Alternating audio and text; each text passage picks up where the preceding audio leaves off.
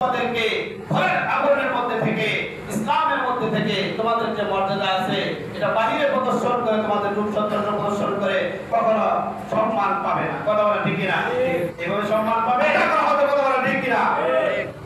কিন্তু কোরআনের আইন তো আমাদের দেশে নাই। আমাদের দেশে কোনো কোরআনিক জীবন নাই, যার ফলে আমাদের সমাজে কোনো শান্তি নাই। আজকে কোরআনের যদি আইন থাকতো তাহলে মেয়েরা তাদের নারীরা এখন যে মর্যাদা আছে তার থেকেও বেশি অধিকার কোরআন প্রতিষ্ঠা করে দিয়েছেন। কথা বলা ঠিক কিনা?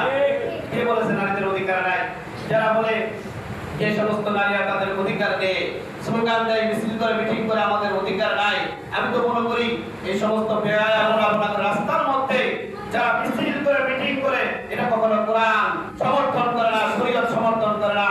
শরীয়ত তোমাদেরকে ঘরের আগুনের মধ্যে থেকে ইসলামের মধ্যে থেকে তোমাদের যে মর্যাদা আছে এটা বাহিরে প্রদর্শন করে তোমাদের রূপ সৌন্দর্য প্রদর্শন করে কখনো সম্মান পাবে না। কথা বলা ঠিক কিনা?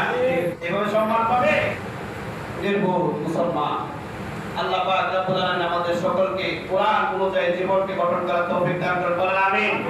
আর জোরে বলেন আমিন। আগামী দেশ যেন কোরআনের দেশ হয়, জোরে বলেন আমিন। আগামী সমাজ দেশ যেন কোরআন দিয়ে দেশ যেন পরিচালনা হয়, আল্লাহ পাক রব্বুল আলামিন সেই ব্যবস্থা করে দেন। বলেন আমিন। আর জোরে বলেন আমিন। আমিন। ওয়া আলহামদুলিল্লাহি রাব্বিল আলামিন।